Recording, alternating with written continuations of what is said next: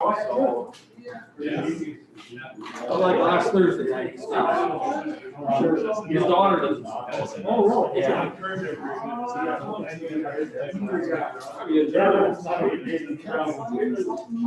Oh, I was talking to somebody.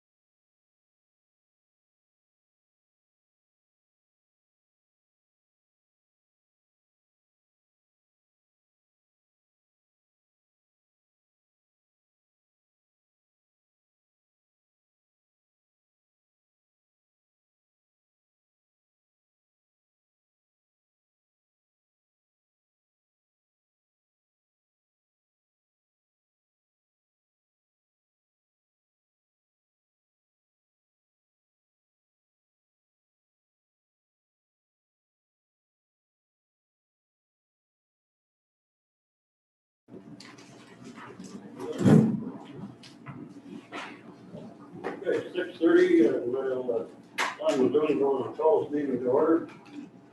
And we'll turn it over to, Mr. Hefty and Mike. Okay, go ahead. All right, because of your Zoom, do you need me to stand anywhere in particular, or here okay, or up front, or what do you want? It automatically tracks the room.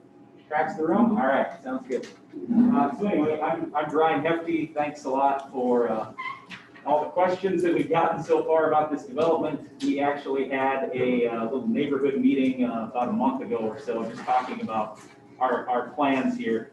So we have two different developments. The smaller one, I think that's the one we wanted to address first. We're calling that Phillips Crossing. And that's roughly 11 acres. Yep, Mike's gonna hand out our preliminary drawings on that. So just a couple of quick things. We had talked about having, so we've got the other one is called Grant Park. And we're gonna have a bike trail all around that, and then all around this Phillips Crossing as well. After talking to all the neighbors, it did sound like they wanted us to put in a bike trail right between some other people's properties and stuff like that, so we changed our plans a little bit. So we have a bike trail along the south side of this property, and then basically people who are on bikes would just have to follow sidewalk to get all the way back out to the highway and then loop back into Baldwin. On the immediate east side of our development is pasture. On the south side is pasture. So basically, we're number one petitioning to get annexed into the city, and number two will be obviously right on the edge of town. We've got three very, very small cul-de-sacs. I know in talking to people in different cities, they get concerned about cul-de-sacs and snow removal and everything else, but the thought was if they're real small, that hopefully isn't going to create a whole lot of issues. We also have, and I believe it's in lot number 9, a spot where there would need to be a lift station. So that would, then lot number 9 would be city property after that point, and that would be a spot where the lift station would go, and also where the city would be able to push snow from then on out. That's pretty much the low point in that development.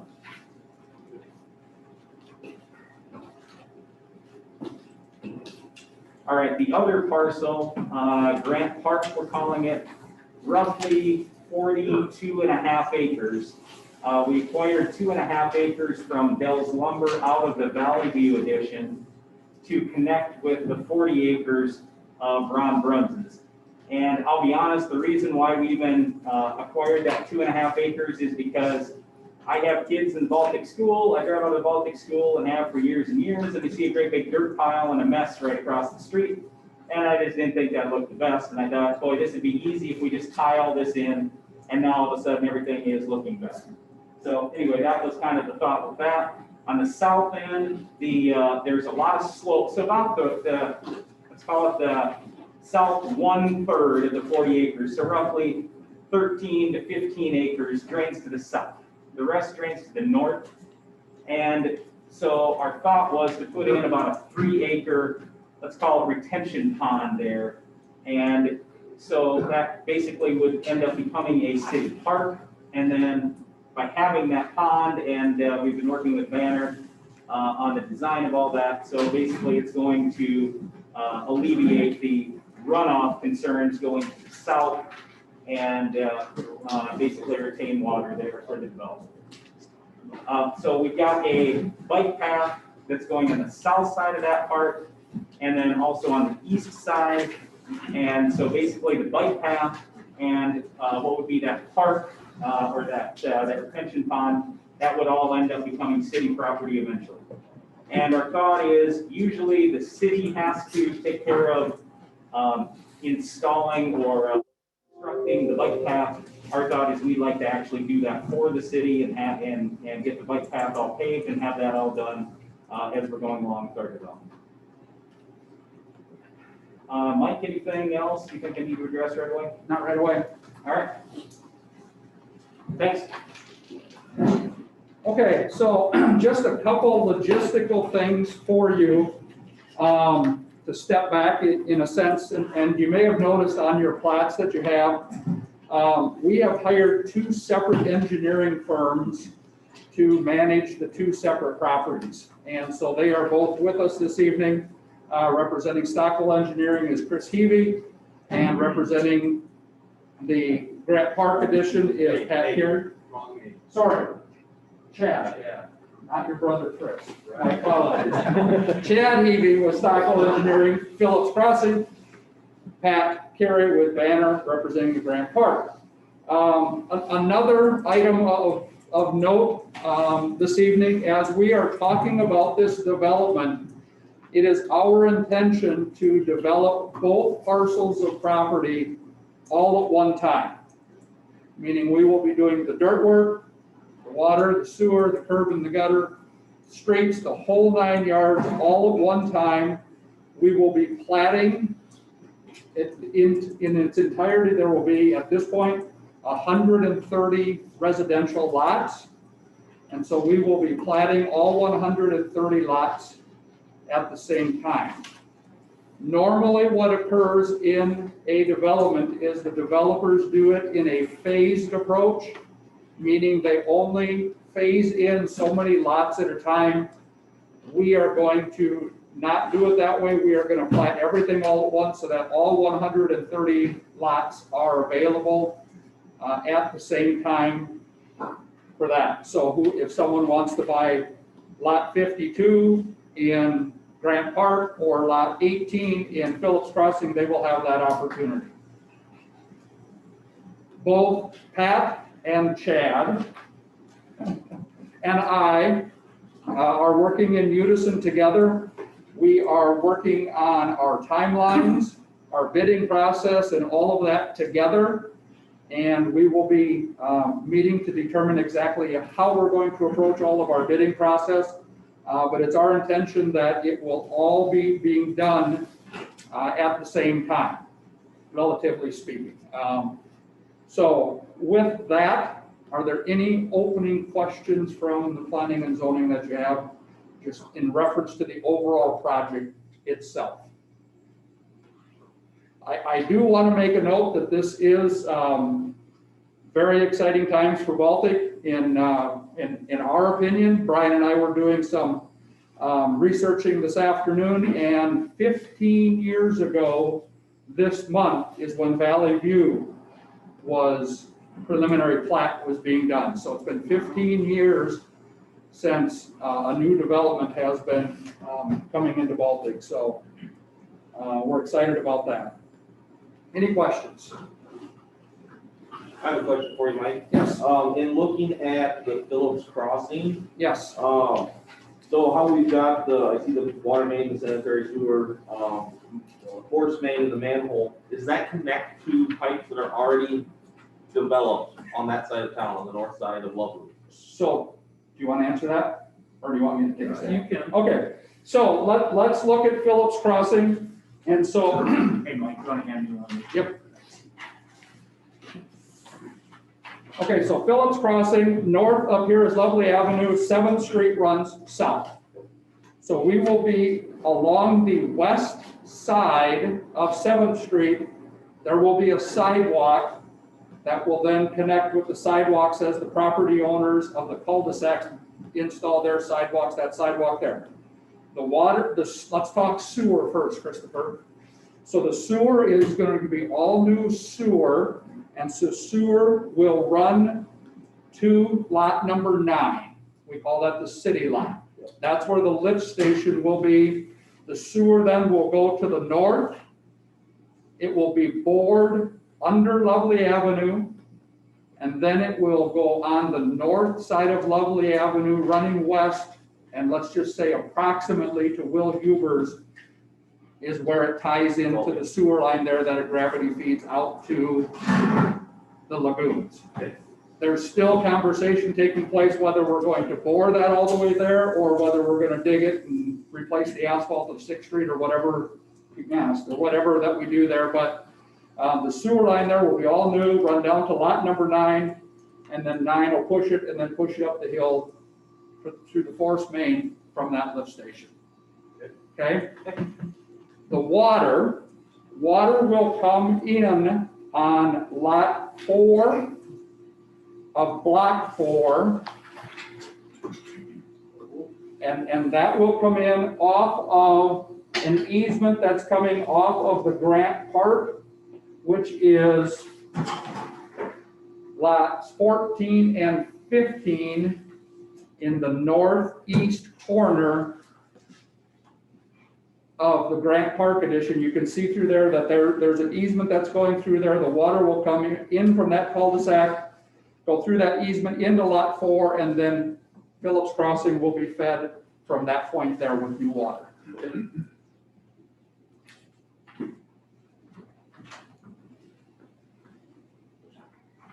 Question back there. So what are your plans for lot 3 and 4 for the drainage that comes off the first 5, 6 houses on 6th Street there? I'll let Chad answer that. You're talking in block 2? I believe it is, yes.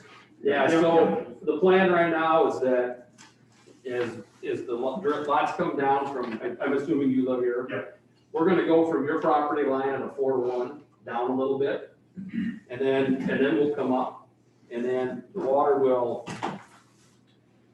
this will kind of be the high point here, and it'll run, this back lot line to get here, and then from here it'll go to the south, both will converge here, and then it'll head towards 7th Street. So for us up here who couldn't see your map, are you just running it along 2, 3, and 4 on the west side of those lots? Yeah, so let's say that the north or the southwest corner of the Nohala lot, from that corner, lots, part of lot 3, part of lot 2, and part of lot 1 will run straight east towards 7th Street. And then lots 3 and 4, the water will travel to the south, and then there'll be a swale that takes it out from there, out east to 7th Street. Thank you.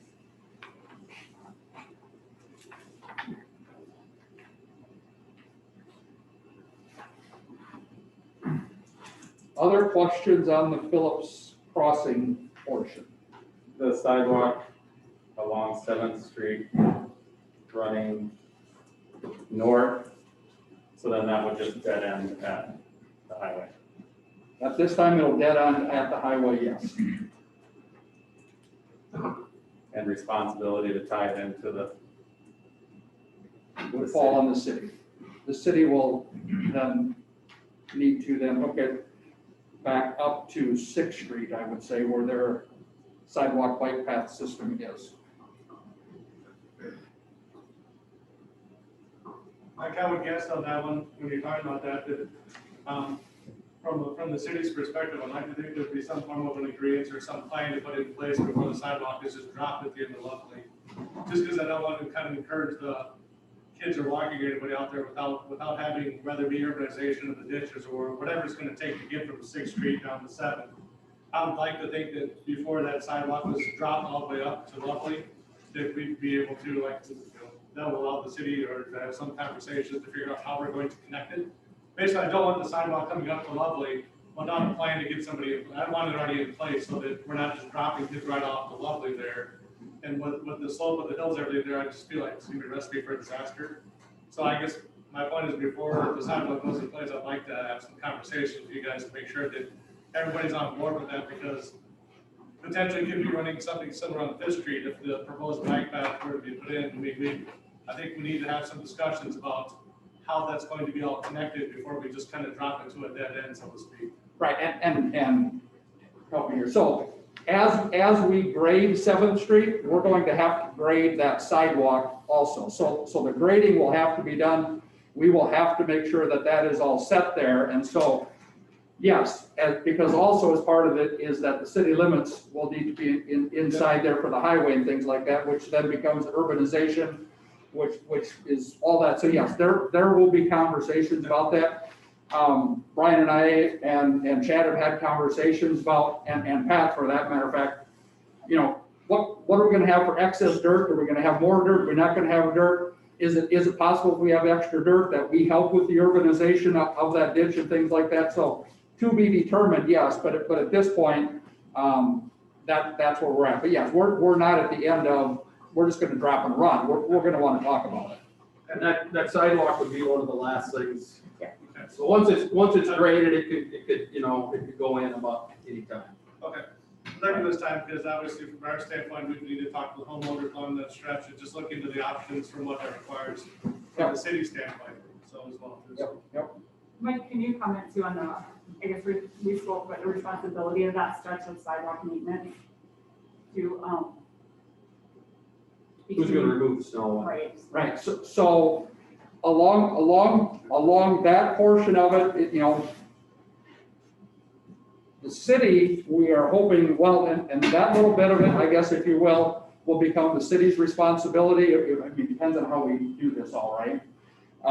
It's easier on the Grant Park to talk about it, but that little stretch there, we will assume that the city, you know, I guess it depends on when we and how we put the, break that out, right? Yeah, and it depends on how the, you know, every piece of sidewalk out here, except for that portion, is gonna be put in during the home construction. And so, you know, it's gonna, for probably a while, it's just gonna be a piece here, a piece there, a piece there. And so I just, you know, there's times too when, you know, if this sidewalk is sitting there and it doesn't go anywhere, there's really no need to do any maintenance. Because you can't, if you're, you know, if there's no other sidewalk on that side of the road. But when it does, Yeah, I mean, that's, yeah, I mean, it's gonna probably, you know, I don't wanna take care of, what is it? 100, 200, how many feet oh, is it's a it? lot more than that. Yeah. Yeah. And I can't, I don't have the capability, unless someone's gonna drop a. So there's a lot of assumptions that we still don't know at this point. So as Scott was referencing, if the sidewalk then gets urbanized and it comes down Lovely Avenue and then comes down there, to be honest, we don't clear snow up in Baltic Heights on the bike path today. And so, will that be the case going? Like you said, our sidewalks. Understand that, yes, these are sidewalks, and so yes, this is a means and that it's different than the bike path up there, so. But ultimately, it's a city decision. So we just as soon save the money and put no sidewalk in. So if the city wants it, we'll spend the money and we'll do it. So it's up to the city. Yes, Right, and I'm Carly Heggie, for those who don't know me, and I guess my perspective on that, while understandable, I feel like if the city is, you know, considering an addition like this, especially the separation of different groups, that is an important consideration because the connectivity between the development and the school is very important in terms of safety. We all, I think, had the luxury when we were growing up, wherever we lived, it happened to be here for me, of not having to worry about walkability being a common term. But that luxury is now gone because we have 3 and 4-year-olds walking from in town to school. So not 5-year-olds, 3 and 4-year-olds, and we have 14-year-olds driving with phones. So none of that didn't exist for any of us when we were in school. So while safety has always been important, I think that bringing that connection, and we are working hard. A lot of people have worked hard. I don't mean to take claim for that. I mean, the city is working hard to get safety kind of back in the sidewalks for kind of some mistakes that were made historically in lack of sidewalks and access to the school. So I think we should be in a position to not put ourselves in that same position for a new development or any new development, and rather think about these things ahead of time when we're making city planning and development decisions, that we have the sidewalk system in place to make it safe for kids to walk there. So when Scott talks about a sidewalk connecting, or is that in the future, I feel like if the city is approving plans like this, we have to have that commitment that those things are going to be in place to provide safe access.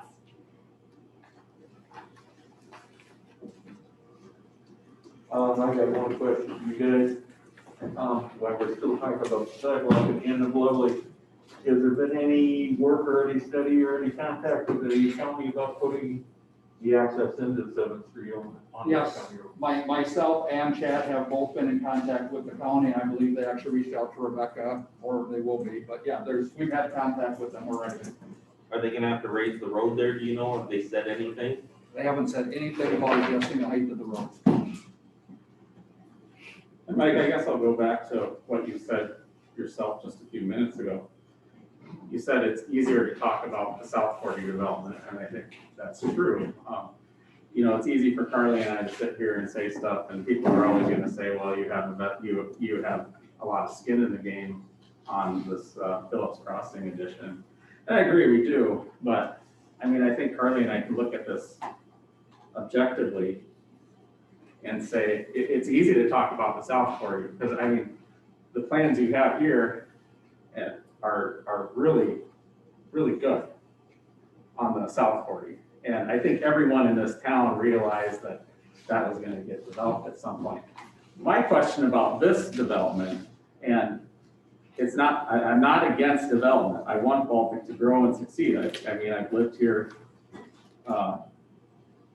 almost all my entire life. I was gone for a few years, but my family came here 150 years ago, and I want to see this community succeed and be as good as it can. My question is the South Phillips development seems just a little over displaced and on its own, and not, you know, walkability. I know there's a bike trail that's going to connect it into the South 40, into the Grant Park development. But I still think its walkability is tough. It seems like its own little development on the side of Baltic. And I guess what's the thoughts? Obviously, you made a dead end street here, and that might be because of easement requirements and access to the pasture on the south side as well. But is there a plan to take this to the next level? And my question is, you know, right now this is an in and out development, which is fine. It's not an overly big development. But hypothetically, as this development continues, if it would go south to the next 40 and maybe to the next 40, it still keeps that in and out, because as you look at your South 40 plans, there's no connectivity. And I'm sure you'll address that. You didn't leave a lot open for a street. And I'm sure you'll address that probably, because that's probably a question. I mean, I think that was a mistake that was made in the Valley View addition, that maybe those things weren't hammered out beforehand, and easements were, you know, streets were hypothetical streets to connect these developments together. I know it's nice to have like a neighborhood feel and, you know, a couple ways in and out, but, you know, a little access to connect all these things together is not a bad thing. And the one particularly by me, you know, if that continues on, and you could have, you know, there's some low ground there, so it's not 80 acres of potential development, but it could be 40 acres of potential development. We're still with this in and out, one way in, one way out, if anything ever happens down there. So I really like this development. This one, obviously I'm biased. I cannot get away from that fact. But we're starting to look at it from community feel, connectivity to the town, and it just seems like it's out there on its own. And so that's all I'll say about that. And so it's, like I said, I'm not against growth. I have a business in town. I want success. I want Baltic to grow. And that's the one thing about this development that kind of just bothers me. So yeah, let me, if it's okay, let me just say a couple of things. First of all, in terms of the stuff to the south, could it be developed sometime? Yes, but it was 15 years ago when Valley View got developed, and what was Baltic Heights, 30 years ago? Yep. Yeah. So 15 to 30 years from now, is it possible? Yeah, it sure is. I mean, I don't know what the people to the south are gonna do to us, but we just wanted to make sure they had access to their pasture and everything. And south of them, we own the ground south of them. So if, let's say, that was all being developed, we'd probably work something out with them to have access from the south. So I'm not worried about accessibility.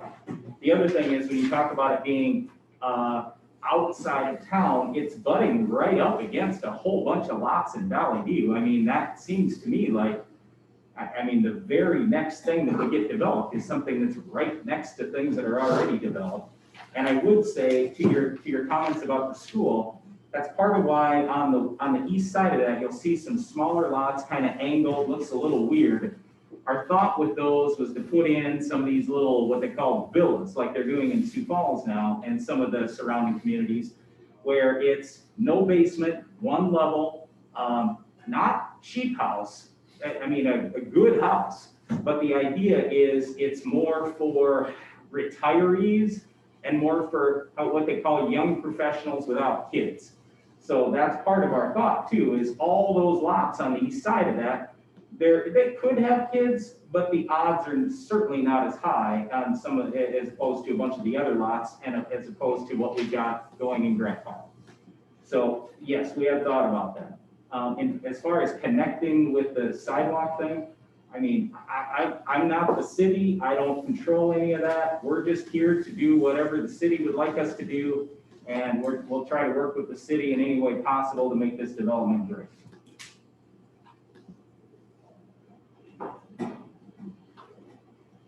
Does that answer your question, Doug? So, yeah, I mean, it's the answer. Okay, I want to say something as a building official. Ted and I talked about this street ending.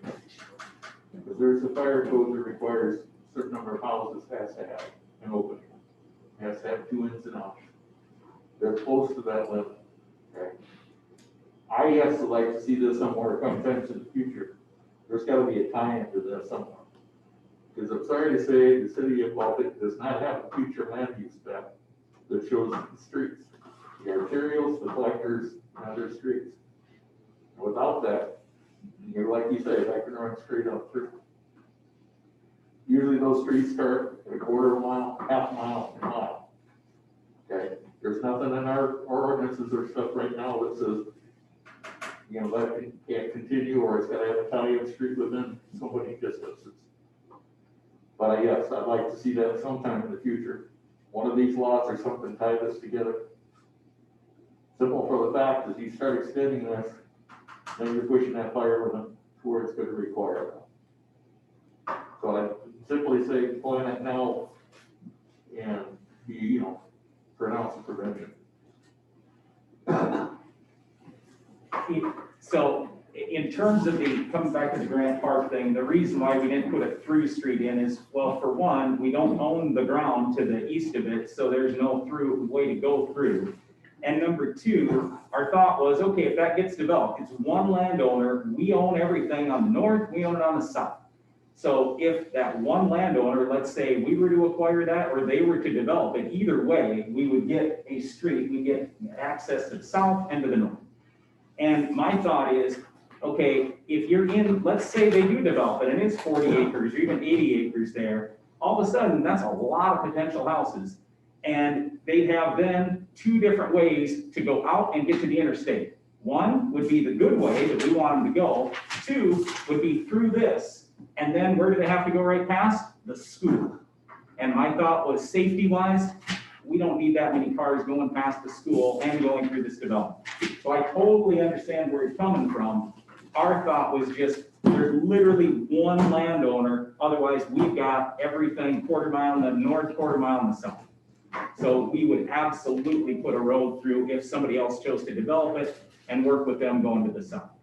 Because I agree with you, you gotta have 2 access. The only thing else is into, somewhere along the south side of this park, there should be a street going back. By basically, people are planning, designing the way it should be, a quarter of a mile, half mile, miles. Somewhere along the line, there probably will be a road going back in here, which would tie into that. Doesn't have to, but if it was designed the way it's supposed to be by comprehensive plan and planning of it, you gotta have arterials and roads and streets in here. There isn't one here now, but there should be somewhere along the line. Yeah, but we have 2 accesses. You can hear, but in the future, this development would have to then have to put a street back in here to tie this together. Not necessarily you. Okay? Yep.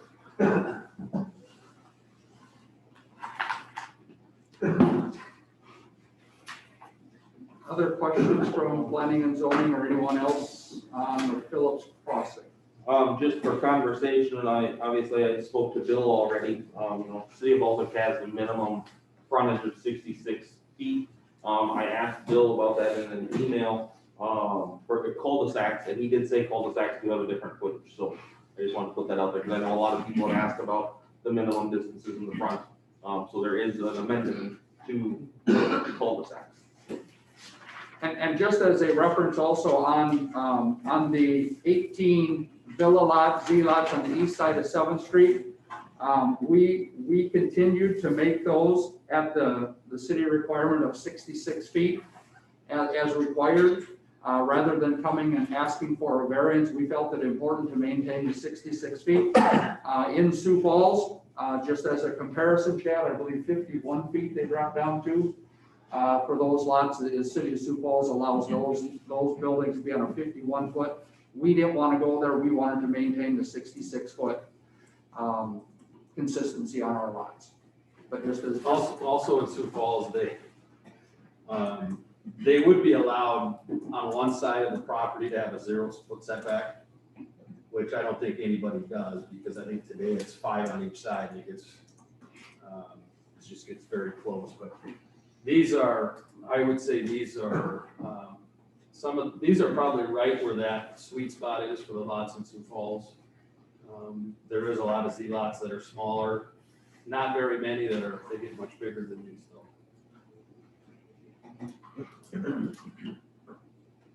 And I did hand out, if you didn't get these, I did hand these out. This is just an overview of how those Z lot homes fit, what it looks like with a home on there. And we purposely drew or had Chad and team draw just like this example in this picture, in that the driveways and the garages then would be south facing so that they get the sun exposure to melt their driveways and such.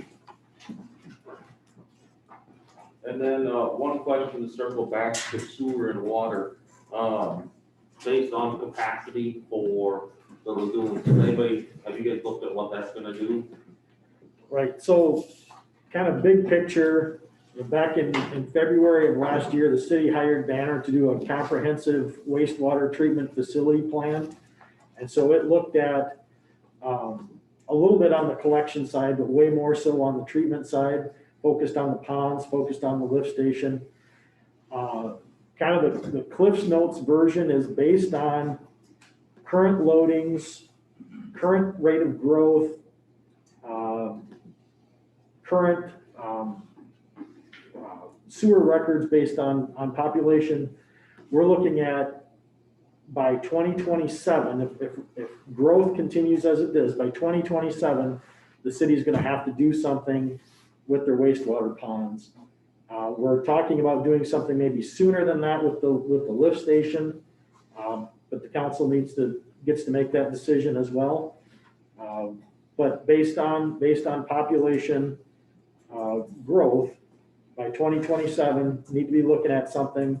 And again, if we're thinking that this, development's gonna start this year, start selling houses, how long is it gonna take? These are gonna overlap kind of naturally, to be honest, so. Okay, thank you. Let me just say too, with both of these things, and the reason why we wanted to develop both at the same time is just so we had a wide variety of lots available.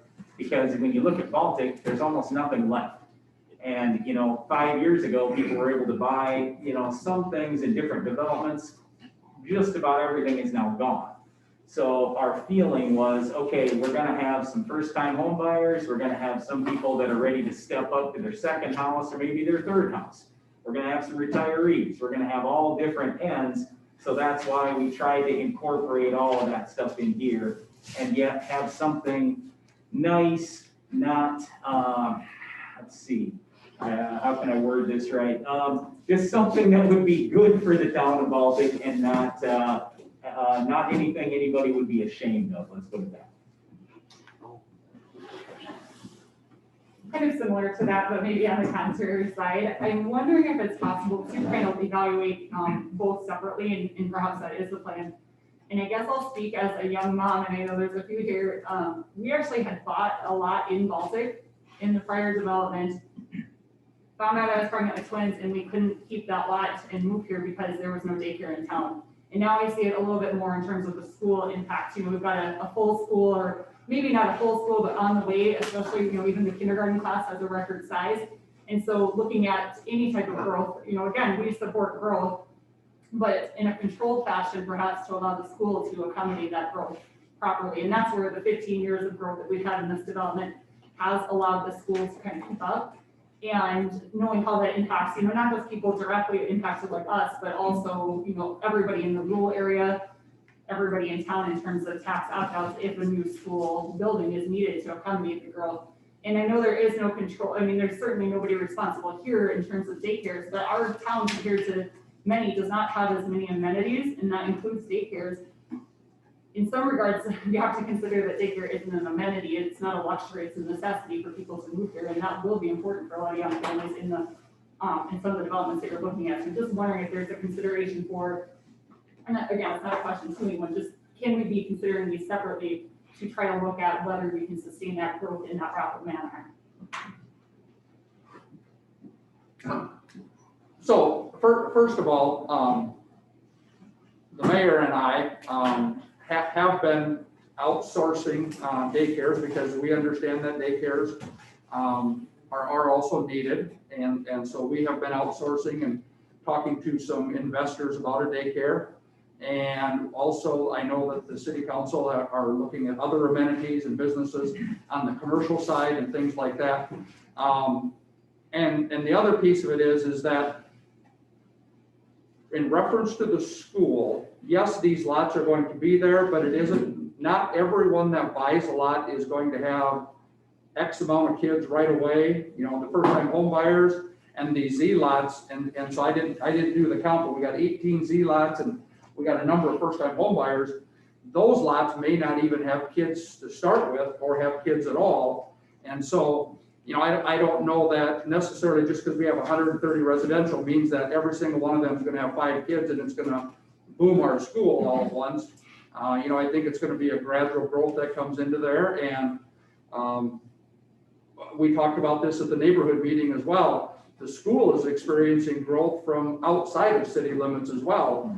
It isn't all coming from inside city limits. It's all these developments that are happening outside of city limits. And so, and you know, with open enrollment and whatever. So there's just a number of different factors, but to say that we're not mindful of these other things that come along with this is not true, because like I said, the mayor and I have already been having conversations in reference to daycare. I didn't say you were not mindful, I'm sorry. No, I didn't. So. We have a question online. The question is if there are any plans to widen Fifth Street, and if so, if landowners should be concerned about a loss of land on the west side of Fifth. So the short answer to that is that's a city decision. The city is going to be responsible for Fifth Street. And I think the question again about the loss of land on the west side, you know, currently the east side is set up as a 40-foot right of way to allow for a arterial larger street. The west side is 33 feet. So is it potential that the city could determine that they want to acquire 7 additional feet of right of way on the west side? That could happen. Might not happen. Again, that would be a decision for them down the road.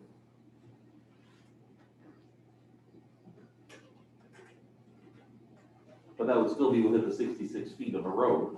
No. If you went 33 and 40, I mean, that's 7. I don't know on roads, so. So the way this is currently set up is ultimately it's targeting to be an 80-foot right of way. Currently it's 66. You're looking at 80. The way that we've been doing the east side in Valley View and Grant Park, we're creating that 40-foot on that side as we develop. The west side is still 33, so it's 7 feet short of getting us to 80. Now, you know, maybe it's not determined that's necessary at some point. Maybe land acquisition happens, again, that's a decision, you know, kind of a city planning decision, if you will, in my opinion.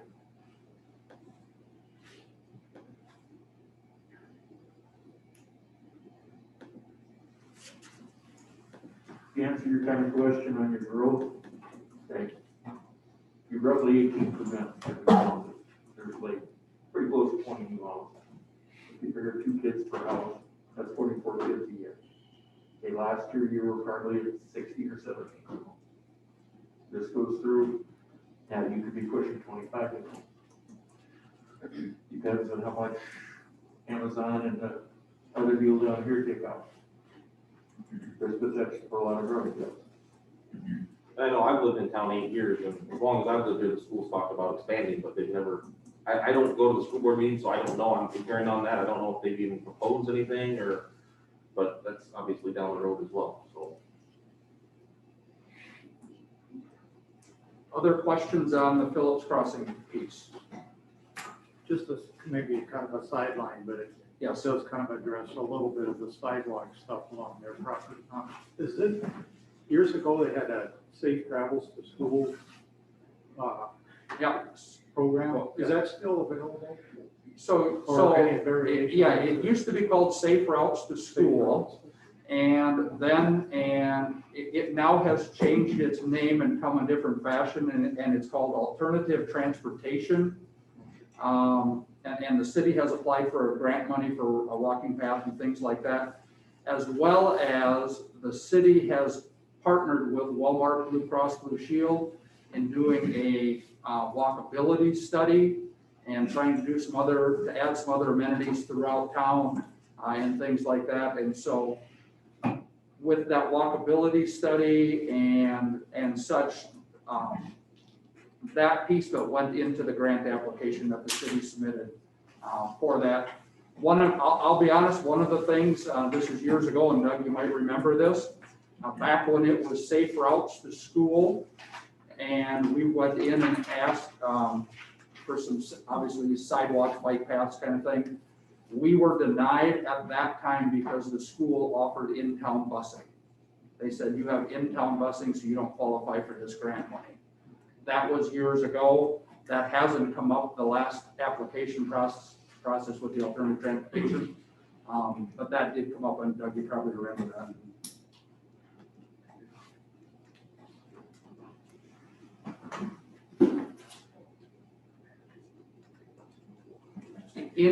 Anything before we leave Phillips Crossing? I know that we're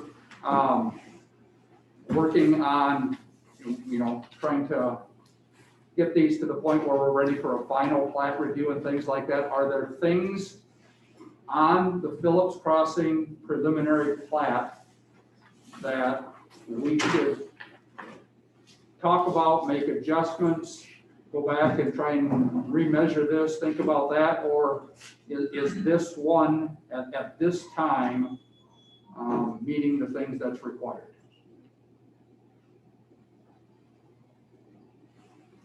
Everything that I looked into, everything was above board, so. Okay.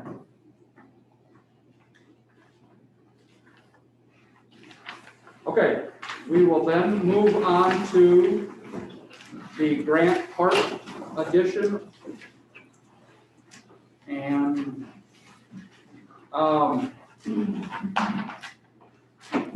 so on your plat that you have in front of you, the dark line represents the bike path.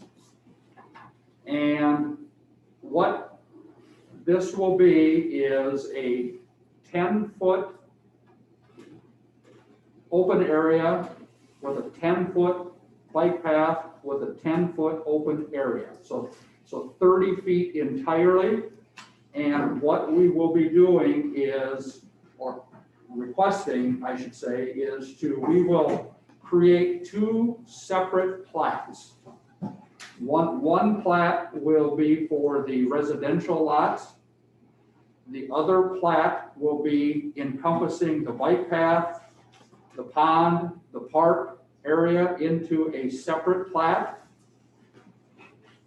And then we would like to donate that plat to the city. And so as Brian and Banner and I talked about this, unlike what occurred in Valley View on 6th Street and such with the easement in the backyards, we thought it was a much cleaner understanding and break to just have that piece of property separated out so that it isn't necessarily anyone's backyards or anyone's property, that it would be a separate piece of property that wouldn't be an easement on anyone else's land. So that way we don't run into the, some of the other issues we've run into recently. What you will see on along the east side of 5th Street, if you will, there's a little bit of a shaded area along there.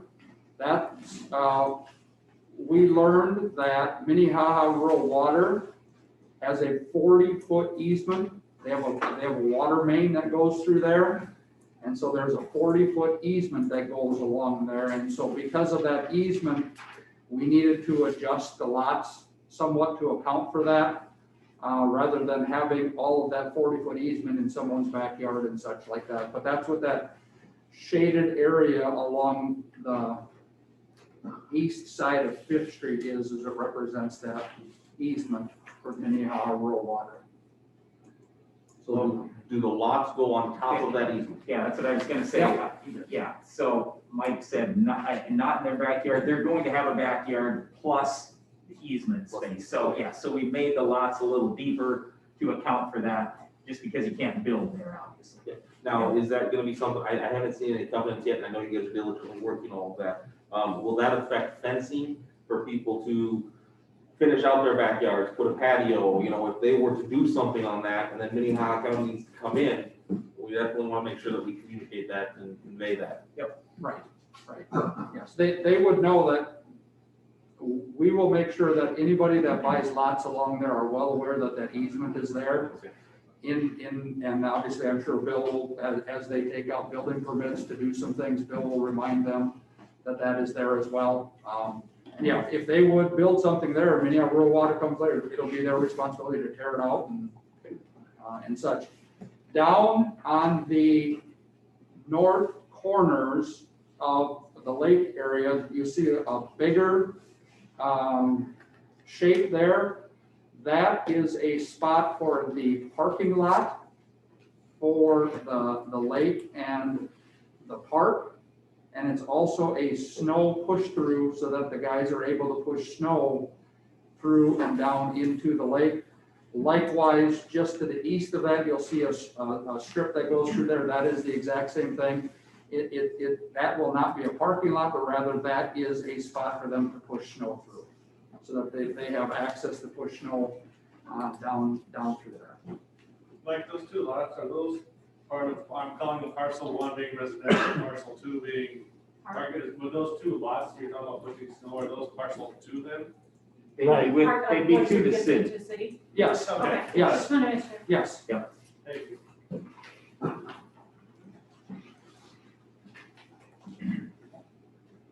Mike, just to clarify, is that easement then that you mentioned along Fifth Street, is that a reason that the bike trail can never go in that area, kind of to reconnect the town also? We actually talked about that, and what we tentatively decided is that we weren't gonna put a bike path there, because if the city then did the street and put a sidewalk along the street, what sense would it be to have a sidewalk and a bike path literally within feet of each other?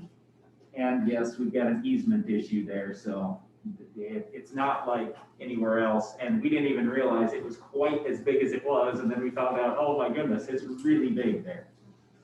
Yeah, we knew it was there, not that big. Yeah, it's huge. Yeah.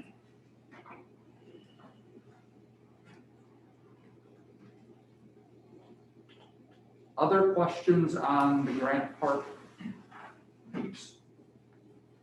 I guess the only thing I see, and not a big concern for me, I guess, but this on the bike path, where it, I guess where it comes to the north end Yes, And then it heads into the Phillips. right, yep. Okay. So, I don't know how you could do this, if it could even be done, but it would be nice to be able to exit back into the Grant Park development up in that corner. yeah, it's a great question, Dean. And so if you refer back to the Phillips Crossing on the south end of Block 4, lots 5 and 4, you'll see a dark shaded area.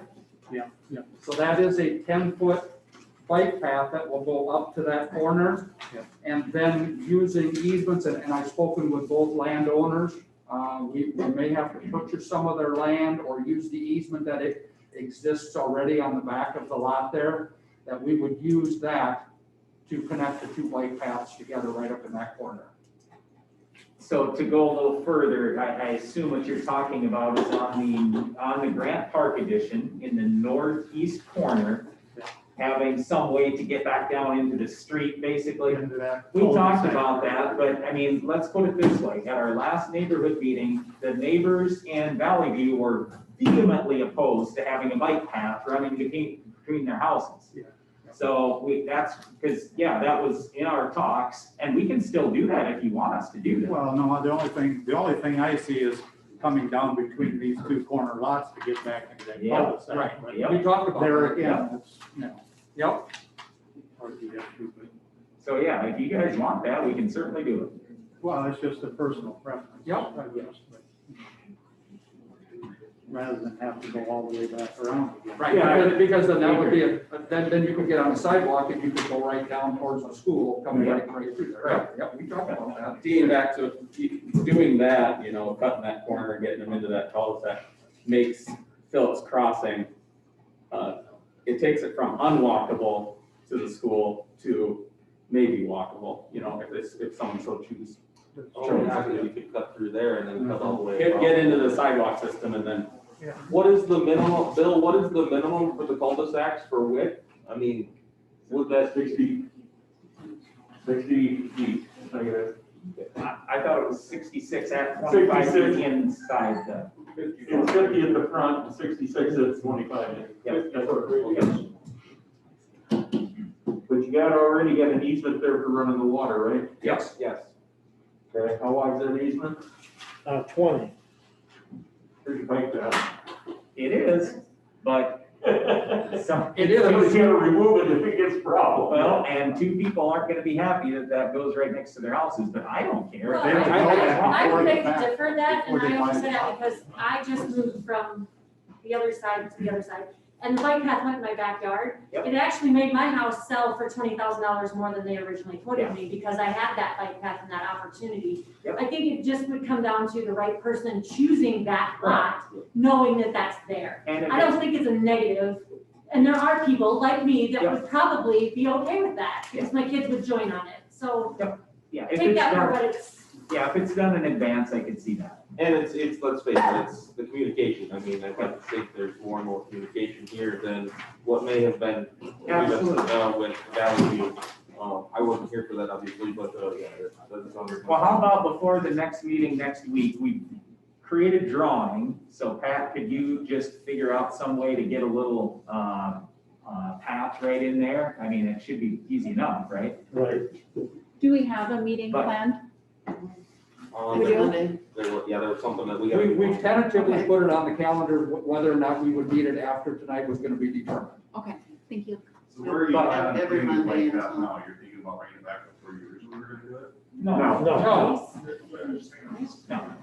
So anyway, what it would have to be then is literally, instead of some easement going through, there'd have to be city-owned property, so everybody is crystal clear on what that is. And then the city can maintain it afterwards, and then, it's permanent, whatever you call it, bike path sidewalk. Absolutely. Right, absolutely. Yep, yep. That makes sense. Yep, that's a good. Yeah, we talked about that. Brian, I do like that idea of trying to connect the bike path through that cul-de-sac on Elizabeth there. Yep. As for the option that also, when we go to try to urbanize Fifth Street down, now the kids, whoever, they can come down the sidewalk on Elizabeth there on the street and get onto, it's a much shorter distance to Exactly. urbanize Fifth Street. Right. Yes. Whereas otherwise you gotta come all the way back up. Correct. And so I would like to see that and understand that if it could be part of parcel two, if we want to keep calling it that. Yep. I would like to see that change as well too. I like that idea. That would help alleviate the sidewalk on the north side of you guys as well. And we had a A similar little bit of situation walkability. with that swell. If you think about on Meadow Street, we put that swell on there to let the water flow through, but we put that in advance so that the people that bought those two lots next to it knew it was there. And there was no concern. I think knowing the knowledge up front is probably the biggest change in that. So. To what you said, I don't know that it diminishes my points about safety and safe access. I think it does provide that, and it's very, very close to the school. Really, if you're gonna look at the bike trail as an amenity, which I certainly do, I'm with her on that, being a great asset to our town and increased sellability. But I also, you're just a tiny bit shy of, as a city, connecting a really nice bike path that, we use a lot. And I see a lot of people there a lot, and we're thankful to have that. This we would be thankful to have, but you've got a little bit of a gap there too. And so if there's a way that the city, when kind of approving this, working with them, can shore that up for safety and the amenity reasons. There's not a lot of point in having a nice bike path and a nice bike path and a highway in between, because that's not, safe for kids, which we know all too well. We're working on that Fifth Street. Yep, I know, the I'm whole thinking. thing, so. Other questions on the Grant Park? What's your 10-year water plan? How do you drain that pond? So I guess the short answer there is, as we design and develop that, we're gonna be required to follow the drainage laws that exist that tell us that we need to evaluate what the current condition is before there's any houses in place, how much water goes that way, how fast it goes, and then we need to design this pond so that it discharges at that same rate. So when there's rooftops and streets in there's not a higher flow or a faster flow than what's existing there today. Because it's not much today. Right. Because it's terraced. Mm-hmm. So I'd like to hear some more information on how you plan to drain that, especially if we have a year like 2 years ago. We had 50+ inches of rain. That's gonna flood me out. It could compromise your pond. I guess other than saying that those are the rules we have to follow, I guess I don't know what else So I I sit can tell you. underwater. I mean, you shouldn't, well, I guess I don't know. I mean, there's obviously, Well, I got major concerns that way because you can't put more water on me than you already are. right, and that's what the drainage law tells us, we can't do that. Exactly. So we need to have discussions on what we need to do to get that water out of the creek. Yep, and so David talked to you last time that we met, and we're certainly willing to put a couple of big tile lines in there. You can run the numbers real fast. I mean, we could put a couple lines in, get it done. It would outlet down on our property already anyway, so we could Well, absolutely. for me and Joel. What's that? To me and Joel. Yes. Yeah, I'd like to talk about that because that would Absolutely. actually help me out some. Yep, for sure. Looking at, I've got another picture here with the proposed storm sewer and everything. It looks like that does drain into that pond as well. I'm not familiar with ponds or how any of that works, so I pardon my ignorance on that, but would that be like, it's wrapped and then you put dirt on top of it and then you just fill it with water? Or, I mean, would there be too much water coming in there based upon the way this is looking here? Right, so again, that'll have to be part of our analysis that we're doing during the design to be able to answer those questions. But the concept now is it'll be just an earthen detention pond structure or basin, if you will, sized for the area that's going to contribute to it, both the overland flow and the pipe flow, and then be able to hold that design storm event and then let it out at the appropriate rate that matches the pre-designed condition that's determined. So what, and just, so I give you a little more background. So this pond, there is tremendous slope going through Dave's property, through Hazel's, and then down to our property in the creek, okay? So, I mean, it's 2 to 3% grade. It's huge. And so there's a massive amount of water that goes through Dave's property right now on 15 acres, but there's gonna be more when you have street and roof and all that stuff. So anyway, what my proposal was, is, I mean, quite frankly, we don't even have to have a big pond. I could literally put in 2 big tile lines and it would take all the water from not 50, but 500 inches of rain a year with no problem. So, I mean, because of that slope, it's easy to take care of the water. It's just, Dave's concern, and I get it, I have the same concern, is, okay, the flash flood situation. You get an inch of rain in an hour, and then what the heck happens? That's why we thought, hey, we better just put a great big pond in so we can hold everything we could possibly get for a day. Then we got plenty of time to get it drained out, not hurt his property, and also create a nice little amenity there where it's a city park, it's a nice little lake, kind of like you have at Murphy's Pond, whatever. But, I mean, there's a way to do this. I mean, these guys are engineers, they design the stuff. And, I mean, to throw tile lines in, we do that stuff all the time. So we've got enough slope, we can take care of it. And I'm not worried about damaging Dave's property, but I totally understand the concern, I totally get it. And, you know, as long as he doesn't mind us putting a couple lines going through underneath the ground, well underneath the ground, then we can get that taken care of. Thank you. Yep.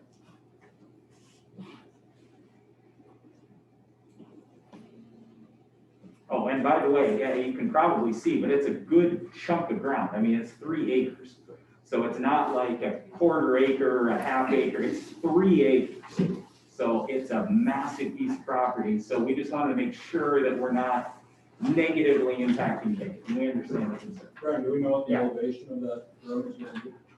I don't, I guess I was kind of leaving that up to the engineers. Do you have that, Pat? Yeah. Let me see here. Let me say one other thing real quick. So my grandpa was involved with the design of the, and not that he did the design or anything else, but he was involved with the county when they put up the watershed dam on our, we've got 2 of them on our property right now, right by my home place. And then right south of, let's see, so if you go straight south of this Phillips Crossing, half a mile, there's a dam there, and my grandpa was involved in both of those projects. But anyway, they designed it well where there's an overflow, so it doesn't take out the dam. So they were smart when they did it, and I'm gonna assume these guys are just as smart that they'll design it right, so there's no problem like Dave's worried about washout and, you know, any of that kind of stuff. So the other thing I guess I wanted to throw in here is, you know, my family's been here forever too. My grandparents lived in Baltic for ages. My grandpa was a county commissioner. I mean, we're not going anywhere. So we want to make sure that we're taking care of it. If there's some issue that comes up 5 years from now, we're still going to be here. We own property around town. We want to help the city and do the right thing for the city. Because quite frankly, I went to the Baltic school. My kids have now gone to the Baltic school. And I'm hoping my grandkids go to the Baltic school. So I want to make sure that, you know, we're at least doing everything we can for the town. And part of the motivation behind all this, quite frankly, is because we have a lot of employees that would like to live in Baltic and they can't because there are no lots available. Even like there's a gal who just moved to town, built a house now. And I said, how many choices did you have for lots when you were trying to buy a lot a year ago? And she goes, 2. I had 2 choices for lots. And I'm like, yep, and that's the reason why we have an issue when a lot of our people, they live in wherever, Del Rapids or Humboldt or Sioux Falls, and they like to live closer, they like to live here, they like this community, but they don't have all these options, and that's what we're trying to present. So will your pond have a spot where like it's only allowed to go so far before it kicks it out, so it Yep. doesn't overrolling? Correct. Yep. How deep was that plan on being? So the way it's currently designed, it has 10-foot basically banks on it. How to describe that on the south side, you know, as far as height from the existing ground, it probably varies from 3 feet to 7 feet tall. But again, that 10 feet is kind of a placeholder. I mean, obviously we need to put math and science behind it to determine if that's the correct volume, but just to kind of give you an idea, that's what we're looking at. And then there'd still be some other considerations of, you know, do we want to design it to have it retain any water? Do we want it to drain completely empty? Do we, you know, those are things to talk to Brian and Mike about and kind of figure out. And as he says that, it's a little bit of city discussion too, and what you want, how much water you want to retain, when you want to retain it, that kind of thing. Because if it's simply to protect Dave's property, there are several options kind of within that. What's the physical drain path of the pond? Is it just drained through tile, or is it got like an actual outlet somewhere, or how is the level controlled? Yeah, the only way the level would, well, the two ways the level would be controlled is basically you have a dam and then there's overflow, okay? But then the other thing would be pipes running into it. So the way these other dams have been designed is there's pipe to flow out at a certain level, but then you also have the overflow in case things go to heck. So like on the dam right behind our place, twice now in 60 years that the thing has been there, it's gone over the overflow for just a few hours. So. And that overflow goes where? From? Well, either way, it's flowing onto Dave's property, onto the Hazel ground, then onto land that we own, and then right into Silver Creek, right before the gravel road, 250 first. So I don't know, again, maybe if this answers your question, but you know, there's obviously a defined established drainage way now. That's what we would continue to use as the discharge from this pond.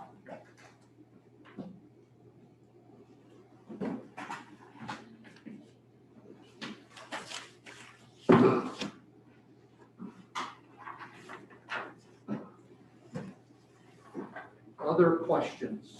That covers that one, but I'd like to talk offline about the water, getting rid of the water on the west side, right there by the gravel road. Because the way the contour works, it's not good. So that all flows right into where I put that riding arena and right down through there. So right now, every year I got water coming over my driveway from the runoff on that hill. I see what you're saying. So we need to talk about that one as well. Yep. So what you're asking is ideally, if there was a way we could keep the water on our property to get Which it. I don't think there is coming off those walkouts. I don't remember how, action, There must be a swale through there Yeah. to the west. but you're asking how we could figure out how to get that Right, water because over I to got- this too, I to just run the found this back. here not so long ago, there's a culvert that goes across the road. Yep. On 474 that runs east-west. Yep. It's just about 30 feet south of my driveway. Okay. And then there's one that goes underneath my driveway that brings everything down that ditch from the top of the hill. Then everything on that side hill comes on down across, and then I also have a culvert a little further up on my driveway that takes a runoff from there, Okay. runs it down through that natural, through the grove, Yep. back out through Larson's. Sure. Back out that way. Yeah, we can take a look at that. So, Yeah. Appreciate it. Yeah, absolutely.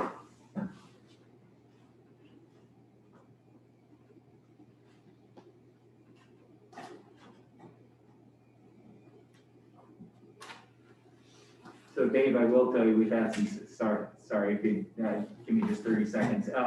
We have had some situations with other neighbors where we've done some things like that to keep stuff on our property rather than going onto theirs, even though it wasn't the natural course, but they just didn't want the water going through there. So we'll figure something out so you don't get hurt. I don't mind if we tile through there, through the grove and run it out that way. I don't mind. Oh, okay, sure. Yeah, we So can that- absolutely do That that. helps me out as well. That kind of keeps that water out of there. Yeah, well, part of the thing too, I will tell you, we put great big lots down there, so we would have more ability to do some things next to you. So we can positively impact you rather than negatively. Because we all know with the houses in there, we're gonna have a ton of snow right there. Because right now it drifts in about 15 feet. Yep. We get a good snow. Yep, And I that's agree, a lot of runoff. I agree. And we got that 30-foot bike path area. that we- Exactly, we got that too. Yep.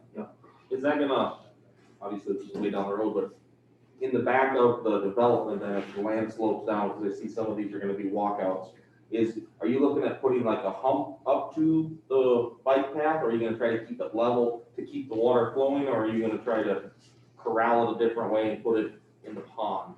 I mean, I guess the short answer is that's what we need to look at to kind of address that issue. Ideally, get as much water going east to the pond as we can, to keep it out of the road ditch. I think we can do it.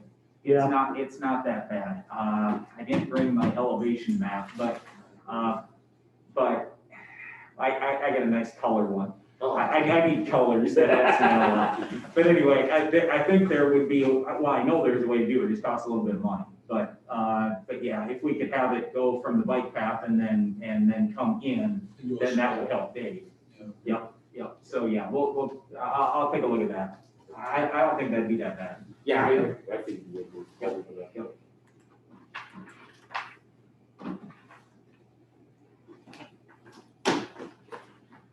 Anything else? Anybody else have any questions?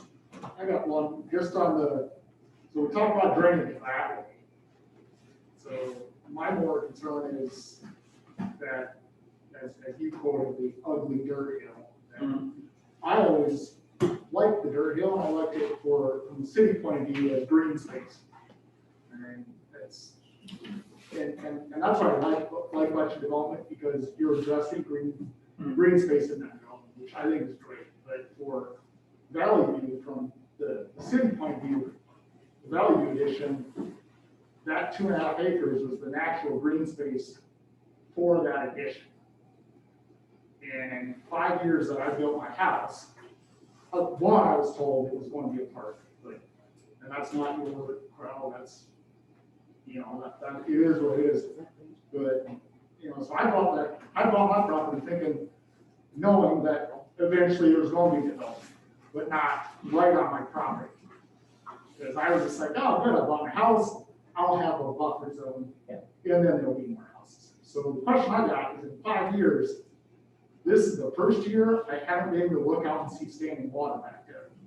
So what type of houses are really going to get put back there where they're not going to be constantly flooding? Because even this year, even now, you could go out, and I know there's one area which would probably be in your lot 2, which you wouldn't find standing water. Because it's actually, you got wet grasses still growing. Yeah. And I normally mow quite a bit back because the lumber company doesn't take care of it, so I get it. But every time I mow back there, I get no one to water. That entire area, it drains there, and that's how the natural drainage is, it's through there. Sure. So the only type of house you're gonna be able to do is small slab on grade house, which I would like a positive impact, that you just told Dave, hey, we put some large lots, so some big houses can be by you, so it will positively impact you. So I look at it and I go, there ain't gonna be positive impact for me on my backyard at all. So along with taking any natural green space away from the Valley View addition. Because the rest of it's all, it's all developed. And I did it. You didn't develop the Valley View. You bought it and you're giving funding to the city. I appreciate the forward thinking, the forward progress on that, but it just, from my point of view, more towards the city, and what's the plan there? So. On the kickout, which lot are you, sir? I'm sorry, I don't. I would be in Valley View, so if you look at the inset. Yep. I'd be lot 5 on the Valley View edition. Okay. So, like lot 3 and lot 2, and pretty much that lot 1 on the inset for this new edition, pretty much is standing water. And that Herd Hill kind of would start from 3 and go over to 4, which is, was explained to me that's the black dirt for development. When it was gone, it was going to be fine, and then apartment. That's what was told me. I get it. I talked to a realtor, and they're realtors. So, sorry if anybody's a realtor. I don't know how to put it down. Yeah, so let me just address that really quick. So first of all, do we realize there has to be some dirt work there? Yes. And personally, I'd never build a basement again. I don't think basements should even be in existence, so if it was me, I wouldn't have a basement anyway. Unless you had a tornado. Well, no, I have one of those cement things that you go into, but anyway, here's my point. Talking about lot size, if you look at the lot size there, a lot of those lots are a third of an acre, and we have one that's over half an acre. So we do actually have big lots right there, which would allow us to accommodate, some little swales or whatever to allow water to go through. And our feeling was on the north half roughly, you'd probably have to have, and we do have it drawn into the map with storm sewer stuff. So our feeling is we know that that's the low point, obviously, and the water's got to go through there, which it is currently today. It's flowing through there, it's going right past the school, and our thought was not to change the course of the water or anything else. I feel for you with Valley View. There is no park that I know of or anything in Valley View.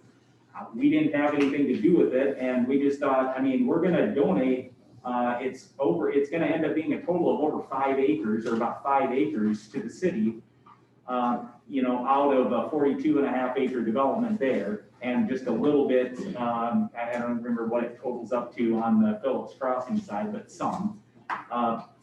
Anyway, we're trying to do good things. I can't fix the old problems, but we just thought if we just had some great big lots there, maybe that would help. The other thing that influences the water that's in there is the stormwater inlet on Valley View, on the south side of Valley View. It's down from your place a little bit, there's a drop inlet. And so that water comes into that area, and so that water, and Pat and them are well aware of, as we work on the drainage, that water needs to be cared for to go through there. So it's just, so that water is influencing what's in there today. And we know that we need to plan for what to do with that water.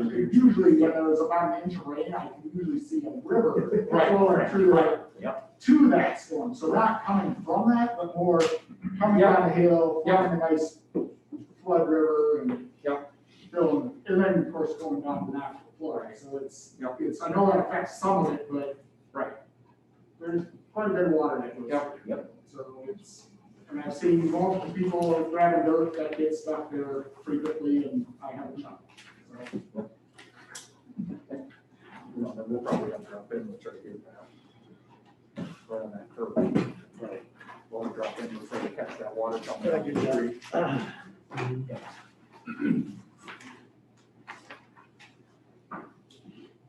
Other questions?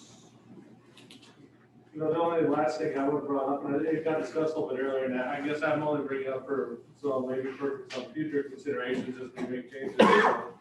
Like lot 12 on Peyton Street to the east side there, we did talk about that access, and I understand from you guys' perspective why, you may not feel responsible for having it out there, but Mike, as you're well aware of, on Valley View, we did have intentions of putting in allowing for a through street, and on GMP's on the Public Heights edition, we do have a vacant lot over there to allow for development to go to the east, even though there's nothing there right now too. So from a city standpoint, we gotta look at it from the, we know what happened to Valley View. They went and sold the lot from us, they built a house on it. Nice house, fantastic, but now you guys can't connect to it from there either, which is unfortunate, because it would have been a great connector spot for you guys there too. So the question comes in, does it make sense on that lot? I'm picking lot 12 because this way you have it, it's not a through street, so I know there was some concern about potentially having, creating more of a racetrack going through there, but you kind of have it, offset a little bit from the streets. But it also allows us, if, from the city standpoint, you draw utilities to there, some of those things, you think about, the school access, you think about, the snow removal for the guys down the, thinking, I know it's a long way down the road, but thinking down that road too, and also utility access there too, so. As we look at changes potentially for the next time, that's just something I'd ask you guys to revisit a little bit. Not necessarily taking a hard stance on it, just, I think there's a lot of value in having that, and it's something, just looking forward from the Baltic standpoint as well too, so that's just food for thought. Thanks for bringing that up, Scott. I remember, I forgot about what I said earlier. And, yep, and duly noted, the thing is, we will need to figure out which lot makes sense, because that terrain, it may not make sense that 12 was the lot. Right, no. Because of the terrain. Maybe not as Maybe a much lot as- better. Yeah, on Right, paper. so it needs to be a lot perhaps, yes. Possibly. Yeah, so Scott, we talked, but we went back and forth on that for a long time, and I just, I just get really concerned about the safety aspect. If you're, I mean, let's face it, if it's here and it's that close to the school, I'm assuming most people with kids are gonna wanna live there rather than somewhere else. And we just didn't want cars screaming past, and no more cars going past the school if we can help it. So that's why that's part of the reason why we did this. Right. So that way, we thought, okay, if somebody later, let's say the people that own the ground, want to develop, well, we've already got a road set, so they're not asking to come through here, they're asking to come through here and to us on the south, because we own it on both the north and the south. So that's the way we looked at it, but yeah, Mike and I, seriously, we went back and forth a bunch of times, I'm just like, Mike, just the safety aspect to me is a big deal, but if that's a big thing for the city, well, I mean, we'll do whatever you want. It's something I think that we want to give consideration to, because you're right, if you open that up, I totally agree with you, right, because the people that come to school in the morning on that development are gonna want to come right through. Yep. The Granite Park, I think it's Granite Park, yeah, Yep. the that addition, come through there, and potentially that could impact what the city ultimately decides to do with Fifth Street. I mean, if we're gonna brace for a higher traffic from that area, then we should accommodate that with our development, our plans for Fifth Street as well too, so. Yep. Yeah, I would say, I'm glad you guys have, given this a thought too, and, so it's just something looking at it, that's the one thing that I can really look at this residential side of things. Yep. And really from that standpoint, because I know the engineers in that will handle drainage accordingly. And so that's the only thing from a residential side that I can really look at from this piece and say, what if? Yep. So, Yep.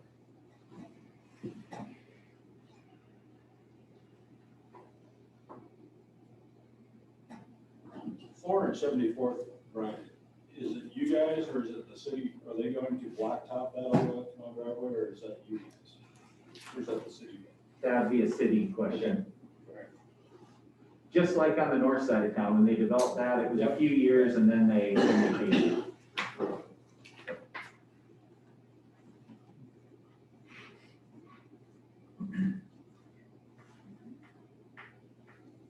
Other questions?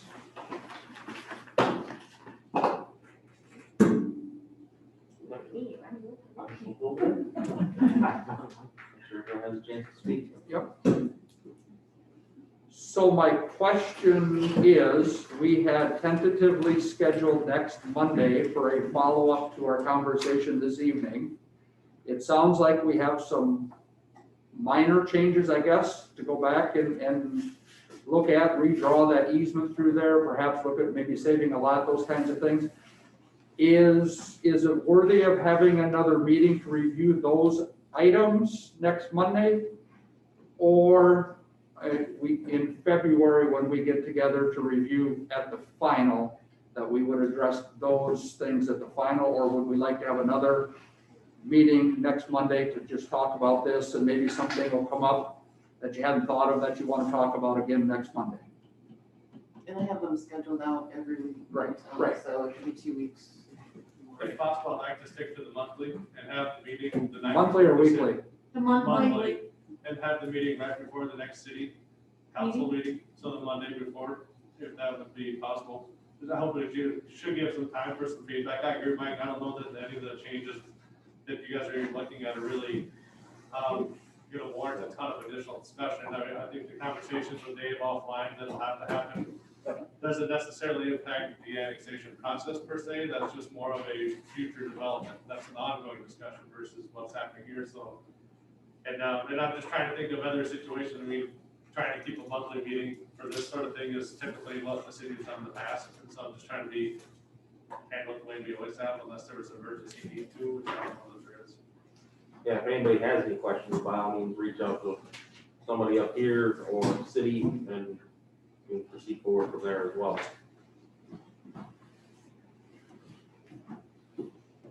So So which date are we now looking at, Scott? Because we had the 20, we had next Monday, the 25th as a placeholder, then we had Monday, the 1st as a placeholder, and then we had Tuesday the 8th as the regular city council for the final review and final approval.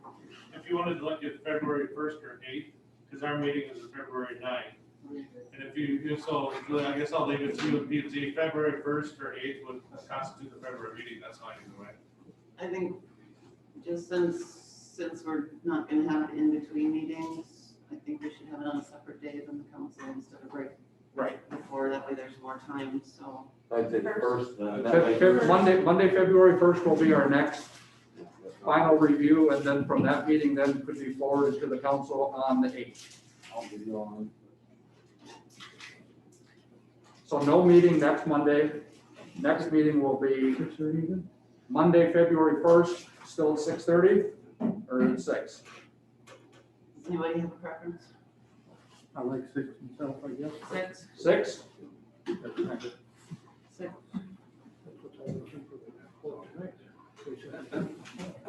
Monday, February 1st, 6 PM, next meeting. Is there any other questions online, Rebecca? No. I'd like the zoning board to say after you things discussed in executive session that are not pertaining to this project, but other matters of the city or zoning. Bill, do you need us for that or not? Nope. Need zoning board. Anything else? Okay, all right, thanks. Thank you all. Thank you. Hey Dave, I'll probably just have most of